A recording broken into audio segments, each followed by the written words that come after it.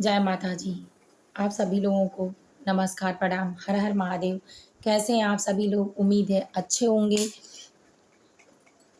अपने-अपने घरों में और सावन माह की सब लोग तैयारियाँ करते होंगे। सावन माह विशेष माह है जिसमें आप भोलेनाथ को प्रसन्न करके अपने अनेक बीमारियों को, धन संपदा की कमी को, अपने पितरों को तृप्त कर सकते हैं और अपने भी तृप्त हो सकते हैं। यही है कि हम जीते जी खुश रहते हैं तो सुख सौभाग्य सब मिलता है और जो मृत्यु लोक को प्राप्त हुआ है उसको भी प्राप्त होता है तो अनंत पुण्य की प्राप्ति होती है। तो कल कुछ वीडियो में थोड़ा कट गया था, कुछ ज़रूरी चीज़ों की वजह से गलती हो गई। तो उसमें थोड़ा बहुत जो बचा था वो बाकी था। मन, क्रम, वचन को शुद्ध रखते हुए सदा ईश्वर का ध्यान करना चाहिए। तो जो कांवरिया होते हैं उनको कांवर उठाने से पहले अपने मन को, क्रम को, वचन को यानी कर्म जो होता है मन में शुद्धि होना चाहिए, कर्म में सत्कर्म करना चाहिए और वचन जो हो शुद्ध बोलना चाहिए, सात्विक बोलना चाहिए, सात्विक रूप से रहना चाहिए। तो इस तरह से काँवड़ उठाने का जो नियम था वो मैंने कल बताया था। आज है कि काँवड़ को साथ रखते समय किस नियम का पालन करना चाहिए। अभी तक तो घर से जो नियम था उसका नियम आप पालन किए और अब आपको ये ज़रूरी है कि आप साथ में काँवड़ के रहते हैं तो आपको किस-किस नियम का विशेष पालन करना है। ये बातें शिव महापुराण से ली गई हैं और भगवान शिव के पुस्तक से ही हैं। जो भी है कोई बनावटी नहीं है, दिखावा नहीं है। आप अनेक जगह ढूँढेंगे लेकिन आपको सिर्फ़ ज़रूरत की जो टॉपिक है वो नहीं मिलेगी। इसीलिए कम से कम आप वीडियो को लाइक ज़रूर कर लें ताकि आने वाला हर ज्ञान मेरे चैनल पे हर ज्ञान का वीडियो आपको पहले प्राप्त हो जाए और कृपया करके वीडियो को बिल्कुल भगा कर ना देखें क्योंकि आप ये समझिए कि महादेव की भक्ति में ही लीन है और इस भक्ति को आप सुनकर भी उस पुण्य के भागीदार हो सकते हैं। तो कृपया करके चैनल को लाइक कर लें और बिल्कुल स्किप करके यानी भगा कर वीडियो ना देखें। अगर आप ऐसा नहीं देखते हैं तो आपके अगल-बगल जाने वाले आपके घरों से भी जाने वाले इस व्रत का नियम और पालन करते हैं, सावन माह की पूरी कथा सुनते हैं, तो उनको अनेक पुण्यों की प्राप्ति होती है। सिर्फ़ सुनाने वाले को ही नहीं, सुनने वाले को भी इस नियम का पालन करना चाहिए और सुनाने वाला ही नहीं तृप्त होता, पुण्य का भागीदार होता, जो सुनता है, वो भी भागीदार होता है। ये वीडियो जो देख रहा होगा, वो लकी ही है, इसलिए लकी है क्योंकि सबको सब चीज़ें प्राप्त नहीं होती हैं और जिसको प्राप्त होती हैं सरल विधि से अपने घरों में बैठकर शांति से, उसको ज़रूर सुनना चाहिए क्योंकि ज्ञान कभी बुरे तरीके से नहीं जाता है, आपको हर जगह वही बचाता है क्योंकि पागलों को कोई नहीं पूछता लेकिन जो सत्कर्म और ज्ञानी होते हैं उनकी ज़रूरत हर जगह होती है। तो चलिए बिना टाइम वेस्ट किए हुए इस बात को जान लेते हैं। सबसे पहले आप लाइक कर लीजिए, चैनल को सब्सक्राइब कर लीजिए, शेयर करना लास्ट में बिल्कुल ना भूलें और स्वागत है हमारे चैनल ज्ञान की बात विद अर्चना चिंतामणि।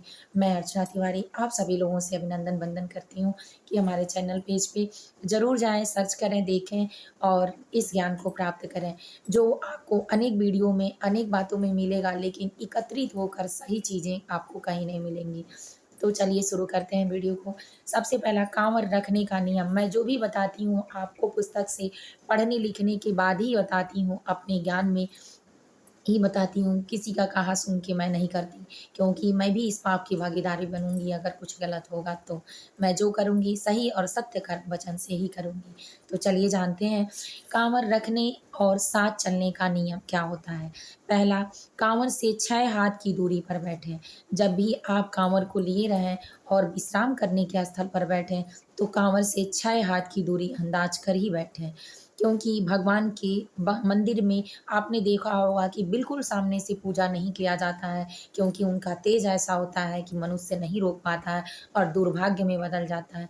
इसीलिए जब भी भगवान के मंदिर जाएँ तो सामने से नहीं थोड़ा तिरछा होकर यानी थोड़ा साइड होकर उनकी पूजा अर्चना किया करें, उससे आपको फल ज़्यादा उत्तम मिलेगा।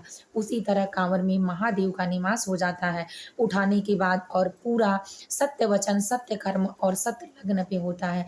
इसलिए सात्विक चीज़ें वहाँ से उत्पन्न हो जाती हैं, सकारात्मक सोच और शक्तियाँ उत्पन्न हो जाती हैं। इससे दूरी बनाकर रखें क्योंकि वो तेज आपको छू कर भी कुछ नुकसान कर सकता है या आप अगर किसी छूने में ही संपर्क में आ गए हैं, तो उससे वो टच होगा, तो भी आपको दुर्भाग्य मिल सकता है।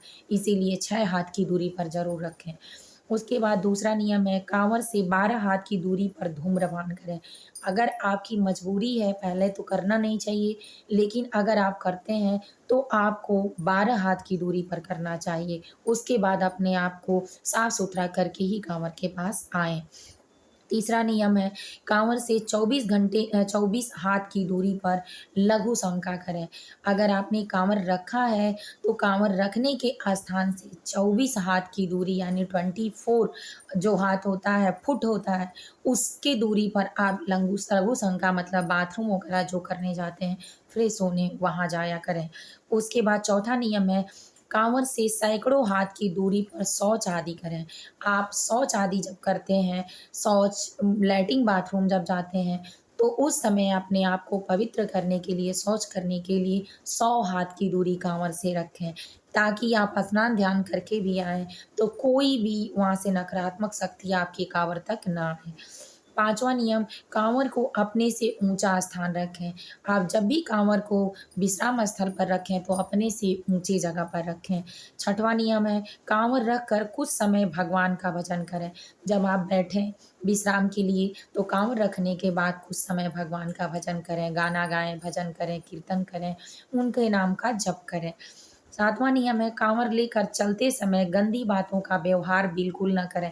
जैसे साथ में है, कोई औरत जा रही है, लेडीज़ जा रही है या कोई जेंट्स ही जा रहे हैं, कुछ गलत व्यवहार किसी के साथ हो रहा है, तो आप देखकर हँसे नहीं, मज़ाक ना उड़ाएँ और उन लोगों के साथ कोई बुरा गलत व्यवहार ना करें, जिससे आप पुण्य में आपको पाप का भी भागीदार बनना पड़े।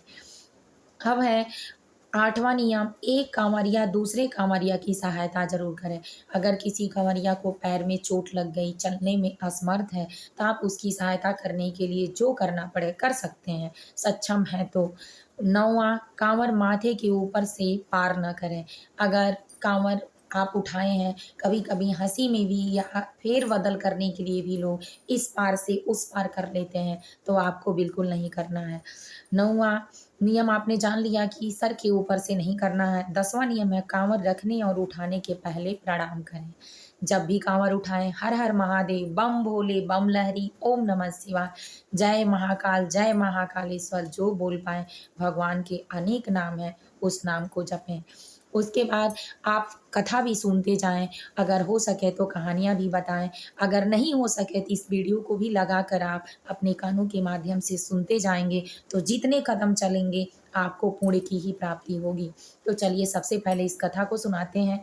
भगवान शंकर के 21 अवतारों की कथा है और बेहद इम्पोर्टेंट महत्वपूर्ण कथा है।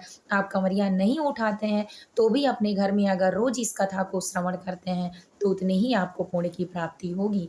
तो चलिए ध्यान से सुनें, मैं जितना हो सकेगा ब्रेक पिन ब्रेक और फ़ास्ट में ही आपको बताऊँगी, इसीलिए स्किप करके बिल्कुल ना देखें। समय का ध्यान देते हुए भी मैं भी करूँगी, ताकि कम समय में भी आप अच्छे से श्रवण कर सकें और बीच में बिल्कुल ना काटें। आपको नहीं सुनना है तो मत सुनें, लेकिन अगर एक बार सुन लिए हैं तो पूरा ज़रूर सुनें, क्योंकि आपको पाप का भागीदारी भी बनना पड़ेगा। इसीलिए 10-20 मिनट के लिए अगर पुण्य मिलता है, जीवन में आनंद होता है, तो ज़रूर करना चाहिए। तो चलिए शुरू करते हैं। भगवान शंकर के 21 अवतारों की कथा। शौनक जी बोले, हे महात्मा सूत जी, आप मुझे कलयुग में कल्याण करने वाले भगवान शिव जी के अवतारों की सुखद कथा सुनाने का कृपा करें। सूत जी ने कहा कि यही रहस्यमय कथा सुनने की इच्छा संदत कुमार जी ने नंदीश्वर के आगे प्रकट की थी। उन्होंने जैसा वर्णन किया था वही मैं आपको सुनाता हूँ, ध्यान देकर सुने। सूत जी बोले, हे श्वेत लोहित नामक 19वें कल्प में शिव जी का प्रथम सागो जात नामक अवतार हुआ था। उस कल्प में परम ब्रह्मा का ध्यान करते हुए ब्रह्मा जी को शिखा से श्वेत लोहित कुमार उत्पन्न हुए। तब ब्रह्मा जी उन्हें सागो जात शिव जानकर उनका ही बार बार चिंतन करने लगे। उनके उस चिंतन से सुनंदन, नंदन, विश्वनंदन और उपनंदन नामक बहुत से कुमार हुए। तब सागोजात कुमार ने ब्रह्मा जी को ज्ञान देकर सृष्टि उत्पन्न करने की शक्ति दी। रक्त नामक 20वें कल्प में ब्रह्मा जी रक्त वर्ण से के हो गए और फिर भी उनके जैसा ही रक्तारक्त नेत्र और रक्तावर्ण वाला वामदेव नामक पुत्र उत्पन्न हुआ। ध्यान से बिल्कुल सुने। जिसे साक्षात शिव जानकर ब्रह्मा जी ने उसकी स्तुति की। उस रक्त वर्ण बालक के बीरज विवाह वियोशोक और विश्वभावन नामक 4 पुत्र हुए। गुरुदेव शिव ने ब्रह्मा को सृष्टि रचने की आज्ञा दी। पतिवास नामक 21वें कल्प में ब्रह्मा जी ने पीत वस्त्र धारण किया। पीत मतलब पीला वस्त्र धारण किया और उनके द्वारा पुत्र की कामना किए जाते हो एक दीर्घ भुजाओं वाला, दीर्घ लंबी बड़ी भुजाओं वाला महातेजस्वी तत्पुरुष कुमार उत्पन्न हुआ, जिसे उन्होंने शिव जी का अवतार जाना और शिव गायत्री का जप करने लगे। उनके समीप से भी बहुत से दिव्य कुमार प्रकट हुए। उस तत्पुरुष शिव ने ब्रह्मा जी को सृष्टि रचना का सामर्थ्य प्रदान किया। शिव नामक 22वें कल्प में पुत्र कामना से ब्रह्मा जी द्वारा तप किए जाने पर यज्ञ किए जाने पर एक कृष्ण वर्ण तेजस्वी अघोर बालक उत्पन्न हुआ, जिसे प्रणाम कर ब्रह्मा जी ने उनको बहुविधि स्तुति की। इस बालक के समीप से 4 कृष्ण सिख कृष्ण रूप और कृष्ण कंठधारी महात्मा प्रकट हुए, जिन्होंने ब्रह्मा जी को सृष्टि रचना के लिए अद्भुत घोर नामक योग दिया। योग दिया मतलब संयोग दिया और बताया। विश्वरूप नामक 23वें कल्प में ब्रह्मा जी के चिंतन से सरस्वती का प्रादुर्भाव हुआ और साथ ही वैसा वेश धारण किए ईशान बालक उत्पन्न हुआ। फिर उस परमेश्वर भगवान ने अपनी पत्नी से सूप 4 जटी, मुंडी, शिखंडी और अर्धमुंडी बालकों की उत्पत्ति की। उन्होंने सृष्टि रचना के लिए ब्रह्मा जी को आदेश और शक्ति प्रदान की। इस प्रकार शिव जी के 5 शाखों जात वामदेव, तत्पुरुष, अधीर और ईशान प्रमुख अवतार हैं। ये सभी परम पूज्य और अत्यंत प्रशस्त हैं। सनत कुमार जी के अनुरोध पर उन्होंने शिव जी की अष्टमूर्तियों का परिचय देते हुए नंदी जी कहते हैं, विष्णु की निम्नलिखित अष्टमूर्तियां अपनी पृथक विशिष्टताओं के कारण विश्व विख्यात है। सर्व, अब देखते हैं कौन कौन सा है। पहले तो ये जान लीजिए कि 8 हैं।